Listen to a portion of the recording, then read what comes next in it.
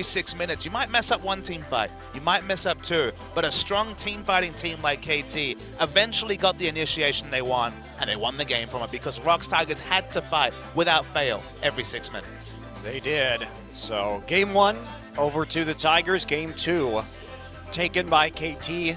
Both Tom Kench picks losing tonight. Tom Kench, I mean, Duke also lost with it the end of last week to Jin Air, so Tom Kench, for once, starting to fall away. Purely a top laner at this point, not much Tom Kench support. I mean, Smeb did do pretty damn well on that Tom Kench in spite of the deficit. I don't remember anything. Okay. The loss is all that matters, right? It's all about the crosses and noughts, Monte Cristo. You either win or you lose. Loop is the best top laner in the world. Okay, great. Glad we got that out of the way. So Quinn banned for the third game consecutively by KT. So they don't have a plan to play around all the pressure that Quinn provides. Smeb already showed that, and even yesterday, Trace with his Ignite top Quinn. Pressure, pressure, pressure. So mix up in the draft this time. TF banned by KT, who didn't play very well against the TF Global Pressure in the first game, and it was last picked by the Tigers. I mean, that's the full mid lane matchup, just to fate Lux. Both of them banned away, so trying to move players away. I'm still waiting for the Ziggs from Fly. He talks up a big game, he plays it on stream.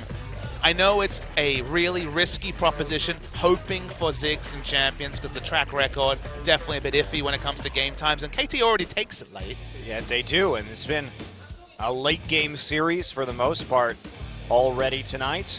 So KT, last ban now. They banned Quinn, Callista, and Rise in game one.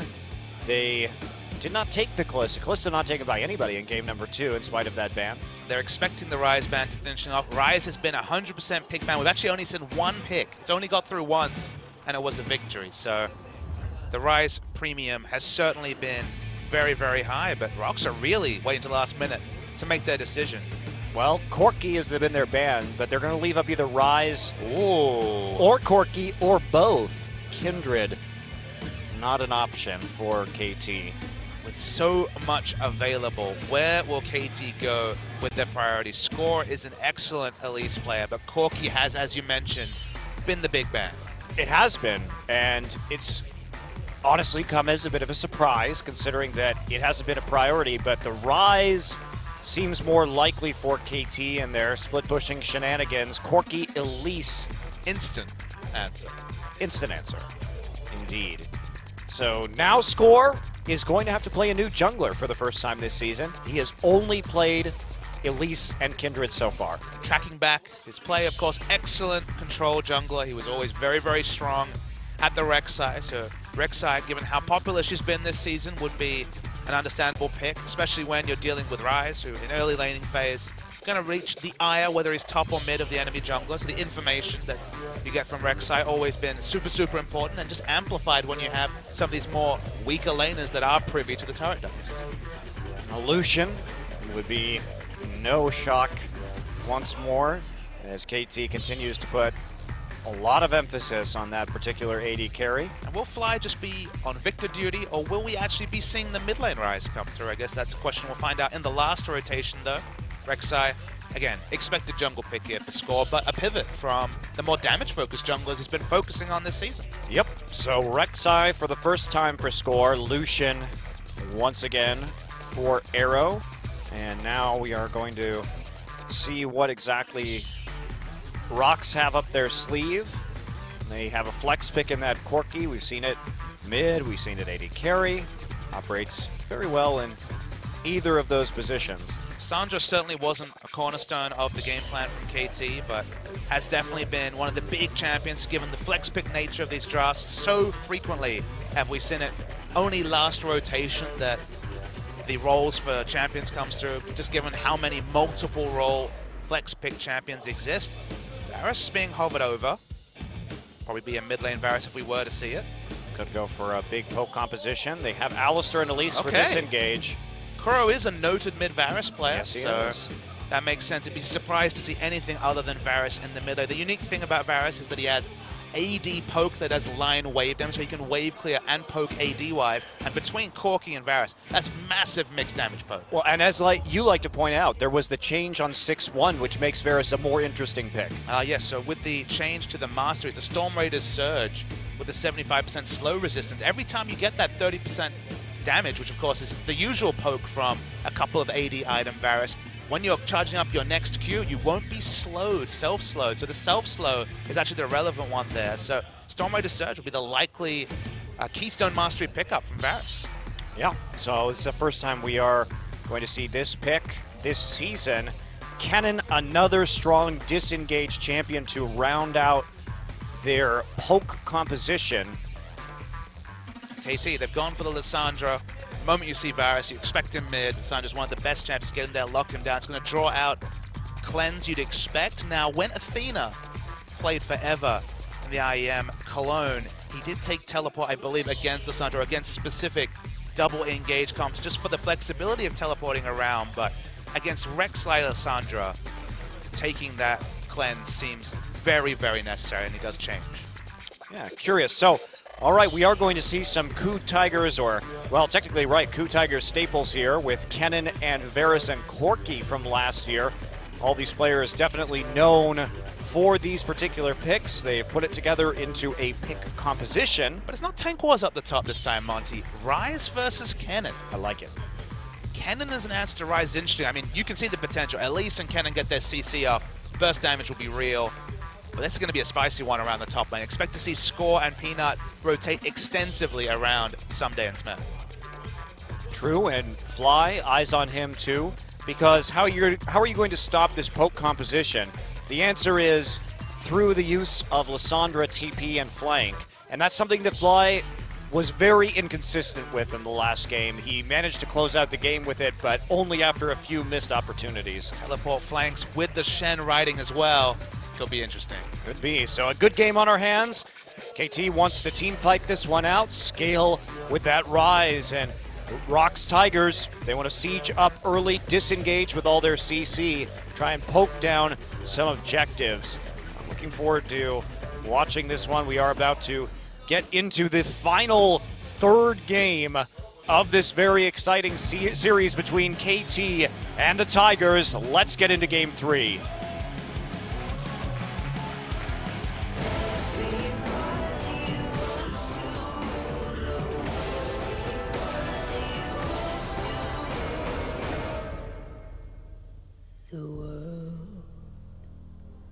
Third time's the charm, Papa Smithy. That's what they wanted to roll. We've been wondering this whole time.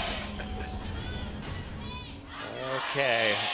Game 3, KT Rolster, ROX Tigers to round out our first series of the night. More Korean League of Legends to come with SBENU versus CJ Entus. And look, we're back to the traditional Monte Cristo, poke versus pick. That's what we're seeing. Love it. Lots of strong targets for Score to gank. Peanut also CC in mid lane after level 6, then obviously very early from Smith. Will we see the standard lane swap that has been the story in the first 2 games? With Arrow walking top lane, looking likely. I think we will, Papa Smithy. I think we will see yet another lane swap, but these lane swaps have been pretty exciting compared to some of the other ones we have been witnessing here in Korea in the early parts of the 2016 season. Fly and Kuro having a fun stare down. Kuro actually not using the Varus skin. He usually uses the Cupid Varus skin. He's all business today. What is it, Heartseeker Varus? Is that what it's called? Heartseeker Varus, yes, that's correct. Look at you. I don't know skin names. He says, after correctly saying the skin name. But I had to guess. Your knowledge of both the skin names and the lore betrays you, Monte Cristo. I didn't actually know that. I guess it was Heartseeker Varus. I just know what Riot rips things off from. What do they rip it off from? Cupid. It's public domain, right? Yeah, at this point, I think the authorship of Greek and Roman mythology is probably copyright free at this point. If you had the trademark on that. 2,500 years later. If you had the trademark on that, you'd be doing well. So when we saw Athena playing this mid Varus, he was definitely the one to bring it back on this preseason patch, I guess now season patch, 6.1. He was playing it into the Lulu. It was all about the fact that you could match the line wave clear that Lulu has with her glitter lance just with your Q from safe range as you get levels. And just it was a very safe laning phase. And Lissandra, again, short range, but has good good wave clear, and Varus can match that. Doesn't feel pressured with the cleanse. Theoretically, can get out of ganks, and then in the late game, does that damage wave clear and poke from off the screen, and potentially really outranges Lissandra. Yeah, and couple that with the majority magic damage coming out of Corki, and this is a very difficult poke composition to itemize against. Health is about your best bet. Yep. And KT, not going to have a whole lot of tanks this game. Certainly no tank in the top side. So Ssumday there now, alongside Hachani, will be working away on that turret. Smeb joining up with his 80 carries and support in the bottom lane. Deep ward already placed for the Tigers in between the turrets, so they can keep eyes on whomever is coming their way and what the timing on the transition back into the bottom lane will be. The big thing for KT, once we see his outer turrets go out, down in top and mid, so top and bot, sorry, is denying blue buff from Kuro. If you can take away blue. Peanut walking up, Cocoon not going to miss. Quick sidestep from Fly. It's the Q as well from Kuro, so actually surprisingly healthy from Fly as turrets go down in top and bot, but the mana costs for Kuro are the big thing. Even if you pick up Tia, you need blue buff control to make Varus have the ability to spam down that wave clear. So if KT can contest Kuro's blue, that might actually give that little oomph to actually take the mid turret and deny Varus from just safe farming from out of range. We'll check on that as an objective as the game drags on. Kuro using that rain of arrows there, trying to get some zone presence and certainly winning the HP battles. Fly actually going to trade the Ring of Frost and then an E just out of range of the piercing arrow of Kuro. You might be wondering how he can opt in such aggressive trades. The Corrupting Potion against both pots already being used from Fly means that he's just winning the auto attack trades with the bonus damage from the Corrupting Potion and just the War of Attrition with the extra sustain he had picked up. Yeah, very nice. Forces an early TP, so one less option for a possible dive here in the bottom side. Score seen out by a ward. He doesn't know that Hachani is lurking in his Tri-Brush. Score will drop a pink and clear it out. Coming back for the Tri-Brush himself. Smeb, only level 3, and here's Hachani. Sees him, dashes out, and flash for flash. But a good trade for follow-up dives against Smeb. Now Smeb, slightly more easy to shut down. Before level 6, not able to ult and run away, so now he only has the speed up that he gives from his Lightning Rush. Push down some outer turrets in the top and bot lane, Monty. I love it. This is my favorite part of League of Legends. Yay! Turrets die and nobody else. That's right. This is the perfect game so far. 0 kills, only turrets dying. You have to really work through. Maybe I should recommend a psychologist to work through your anger at turrets. My anger at turrets? You just don't like them very much. I just love champions staying alive. I would rather see structures destroyed than human lives, Papa Smithy. Well, and also the lives of spider people and minotaurs. You do seem to be the pacifist compared to Doa's bloodthirstiness, so I guess that makes sense. It's okay. Yordles can die, though. I don't care about them. We do have Smeb in this game. That's why when Kennen was getting dived, like, just kill the Yordle. That's right. Corki and Kennen, whatever. I don't care what happens to them. So, biased KT fan as always. Yordles aren't people, Papa Smithy. I'll remember that. As Kuro, low on mana, hasn't had time to go back and get his blue buff. Because of the cleanse, he doesn't have the ability to go back and get topped up so easily. So, finding a lot of punishments. That's a lot of members in mid. Yeah, not going to actually land damage, however, just covering for Kuro, who hasn't had the time to recall quite yet and was running quite low as a result of the pressure applied by Fly going back for his items, refillable potion among them, and the teleport. So that's going to net him a little bit of a CS advantage at the end of the day. Everything else pretty even. As we look around to our various lanes, Arrow finding slightly more CS, but this wave pushed up means Smeb is going to get a little bit. Score there once again to try and deny it the wave. But Chani going to come in. Peanut has to flash. Chain of Corruption coming over the wall, but there is Smeb. Goodbye. Right into a chain CC. Hachani drops Smeb in the end. Gets the kill even though he doesn't have Ignite. Fly now on the backside. Fly's going to pay for this as Kuro comes around. No chain of... Oh, and Hachani, the Pulve right into the cocoon. Gorilla's understanding of the range of Pulverize was super impressive there. He was not directly on top of his enemy, but knew the range, got the kill. It was really good to see them walk past the kill. They knew they'd got on fly and look for more, and that's the sign of a top team. You're never going to take the minimum. You're always going to push for that extra edge. Yeah, and just great reaction there from the Tigers. Looked like they wouldn't have been able to do much after the early chain of corruption, but they punished the dive play. They correctly read that KT would be gunning for Smeb after trading flashes a little bit earlier on, and now we see Pray pushed up. Does have a few wards. Gorilla and Peanut there to protect him. So only Smeb dying, but Rise needs time, and with the game as close as it is, and some nice farm that he got solo on the bottom side while his allies did the work. Really want to see ROX Tigers take a page out of Longzhu, and specifically his Chaser's book. You remember Longzhu versus Jin Air on the second day of the season where SoHwan picked Fiora and they just mercilessly ganked her and played around her lack of presence in the early game. Rise is still at very much the formative stage. There should be no safe farming for Rise if ROX Tigers is really on their game. Well, there's going to be safe farming for Rise, at least for now, with 4 members of KT in the bottom, and they get a transition it. There's the package. Fly gets out of there. The double Valkyrie. What about using the package onto Lissandra, of all people? And here we go. Score going to come in from the mid lane. Will be turned away as you see Kuro. Now here's the dive from Gorilla. They get the kill right away. Hachani left by himself in the mid lane. Is not going to fall. And here comes Ssumday. Exhaust dropped on him, but he takes a kill onto Pray. Hachani nearly dying right there. Trying to gank over the wall. Kuro burned his flash pretty quickly, but they turn it around 1 for 1. That's 2 games in a row where Fly has died with ultimate available. It was ult Zhonya's last time, only ult this time, but needs to be a bit quicker on that trigger. Absolutely. He has been surprised on a couple of these occasions, but has to be able to hit his ultimate. You know, having a binding the self-ult on Lissandra when you play her, usually a pretty damn good idea. Makes it quite fast.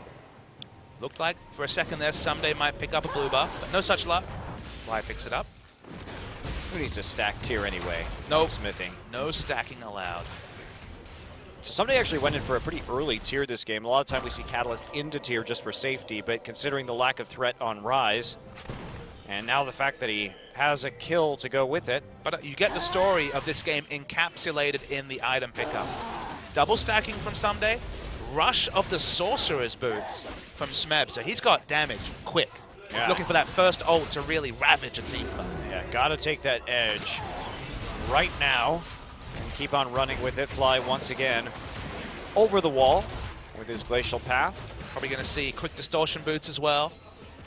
Kennen is a very flash gated champion. He really needs that flash to be able to get in, get the right positioning on the ult, specifically before level 16, where popping your ult has enough bolts to actually CC a team on its own, rather than actually having to get a weave of spells in before you get that CC effect. Yeah, and with the siege coming down, crashing now into KT's mid lane turret. Attempted a clear there, but they get some chip damage. And we really see the story of this game told in who is getting the side farm. Look at this, Pray, early power spike, looking for the Trinity Force, trying to catch up and even exceed Arrow right now. In the meantime, Ssumday freezing by himself. And like you noticed, Papa Smithy, that Sork Shoes betraying an early game from Smeb, and that's going to be echoed in Corky's build too. So even though they have this tier, which needs some time to scale, he's still doing some decent poke. Hachani once again caught out in the front line. The base damages from Varus are massive. It's not even level 9. He doesn't even have the max ability levels in his Q, but the moment he hits level 9 and gets blue buff, he'll just continue to rain harass. And the ROX Tigers, they know what they need to do. They need to open up an advantage before the scaling from Ssumday is confirmed, and drawing out teleports is a good start to that. Get the teleport right out of Fly, chunk him immediately as he lands in the mid lane. And the next time we see that siege around mid is going to be with a Trinity Force Corky and a no-stack Rod of Ages Rise, and that's definitely landslide in the advantage of the ROX Tigers. Yeah, smart play. They're going to take a Dragon too, so they can start putting the clock on that particular objective. Herald will be the cross-map answer here from KT. Score once again getting it. Score is the master of the Rift Herald. He's like, I have to get this 10% movement speed buff. It is so valuable to me right now.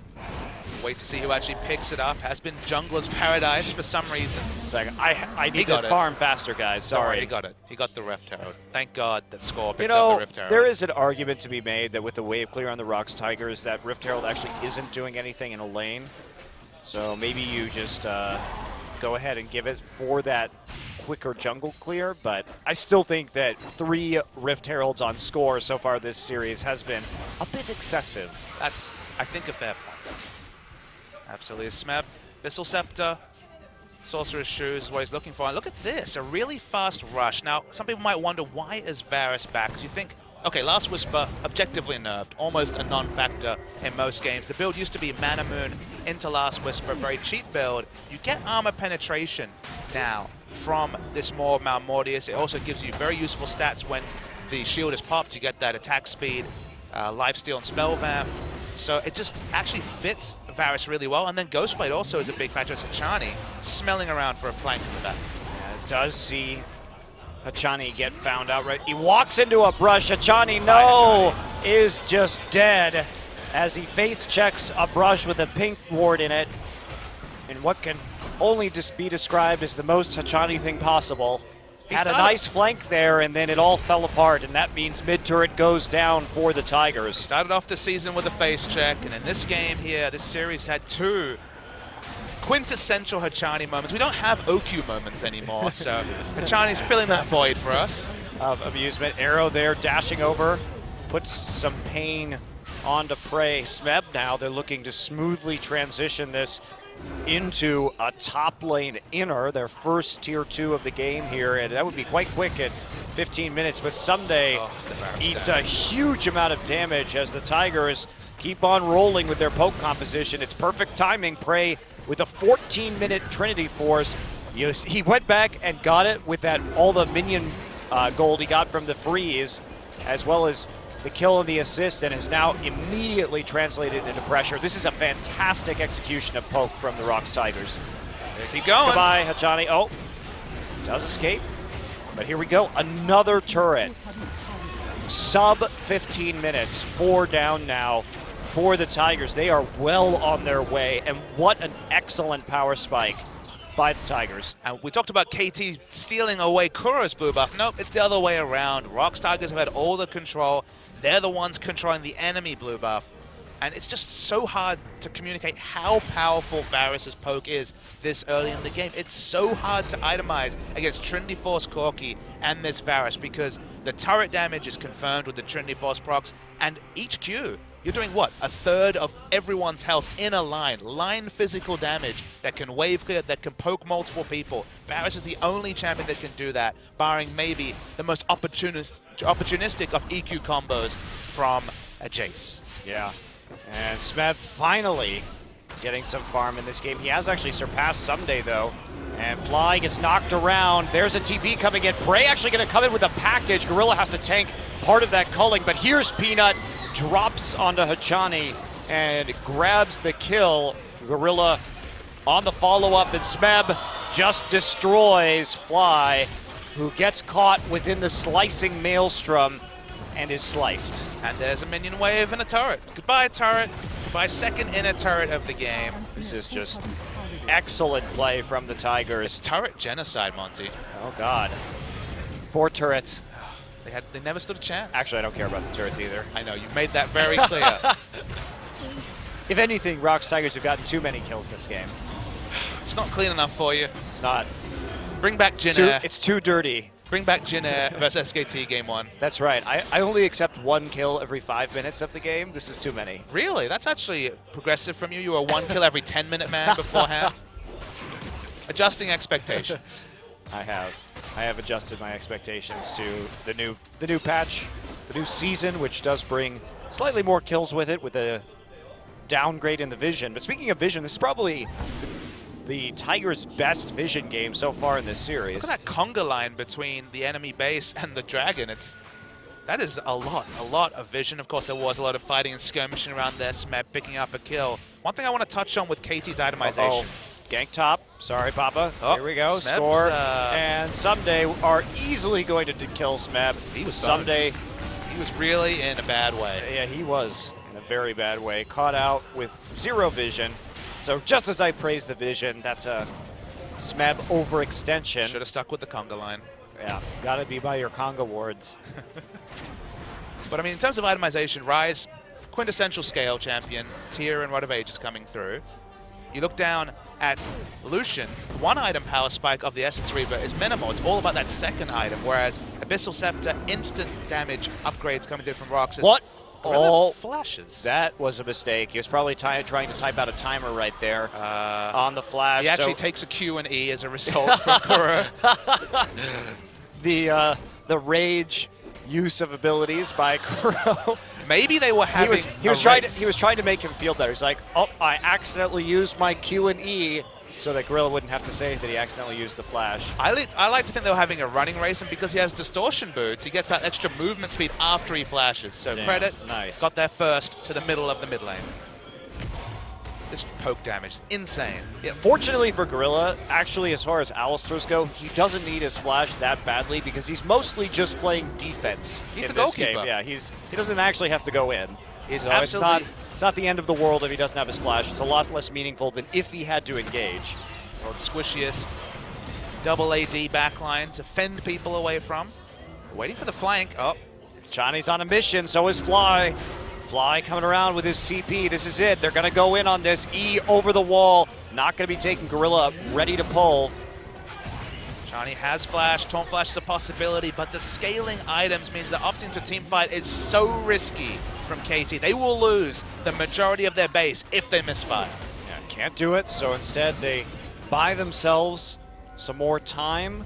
Their turret about 50% right now, but the Tigers undeterred. They keep moving forward. They still have a lot of wards on that right side flank, so they're going to see Hachani, and they're going to see here Lysandra coming in, but nope, no action. SMEB actually gets chunked low, very low, but the Chain of Corruption stops Arrow from getting into it. Fly with the engagement, ults himself, and as the Ring of Frost already down, Fly going to fall before the Shen ult can continue channeling. So they trade 1 for 1, and there's the final shot. Sniped. Now Peanut comes through. The Flash Cocoon doesn't hit as Ssumday flashes that in return, but KT will survive through that without losing an inhibitor turret, which is probably a win in this situation. Definitely some misfires on the side of ROX, but they get the extra kill, but as you mentioned, not the all-important inhibitor turret. That's going to start to heal ever so slightly as Score's coming in.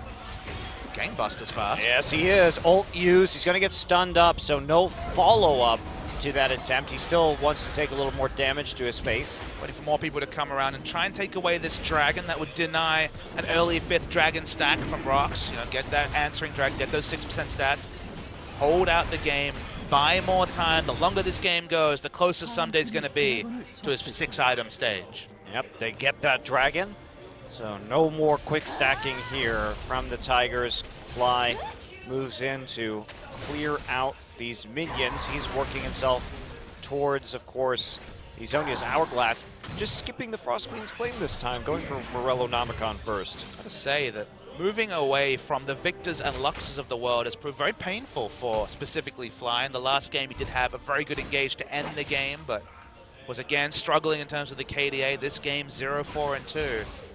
Maybe he's spent so much time practicing at those 1100 plus range champions that when it comes to Lysandra, well, you have to be so much more specific. He's been slow on the self-ults, been slow on the summoners, and been punished by the ROX Tigers. He has. He's also been camped by Peanut, though. Sure. So there are other aspects to his play. In both games, he suffered quite a few mid lane ganks. And a lot of focus, of course, with the poke composition from ROX on the mid lane in this one. So instead, the Tigers will switch it up, move over to the last remaining Tier 2 turret, and try and take this easier objective down instead. Gorilla with the face tank on the culling to keep his wave alive, and that'll be enough to take one more tower for the Tigers. And now this is where it gets tough for these poke compositions. 20 minutes. How tough are you sure about them, Monty? They're getting a lot of damage, I guess. No one actually going to be going in, so they're just going to give it up. All right. No clear call from KT. They didn't want to initiate. Lysandra didn't take in the Glacial Path, and they're going to watch more objectives fall if they don't do something quick. They have to do something right now, but the poke is still doing so much. Another E threatened, but Gorilla every time is standing on the end of the claw. There's the chain of corruption. Achani eats a big piercing arrow, and that's not going to work either. Actually gets it that time. What a great reaction from Gorilla. He gets it right at the end. Achani onto Kuro in the back line, but this is not the fight that KT wanted. Goodbye, absolutely everybody. Ace for the Tigers, and they have played a stunning poke comp in this game. And that is going to be them pushing onto the inhib turrets at 22 short minutes into this game. What an incredibly executed game from the Tigers. Can you ask for it to be any more clean in that last team fight, or just over the course of this 23-minute dismantling of KT Rolster? They made it look easy. They returned to the pressure comps that looked so good a week ago, and even against much tougher opposition. It's clean, it's great, it's wonderful from the ROX Tigers. That was one of the best strategic executions that I have seen in League of Legends, Papa Smithy. The timings with the Trinity Force Corki, we talked about Trinity Force Corki. Rise shows up with a Rod of Ages with one stack, watches turrets go down. They played around Rise, 100% picked or banned, 1-0 before this game. Suddenly, 50%, and if you have the game plan, play around the Fiora, play around the Rise, because you can make it look easy. How did Gorilla know that Fly was following up on that E? His reaction was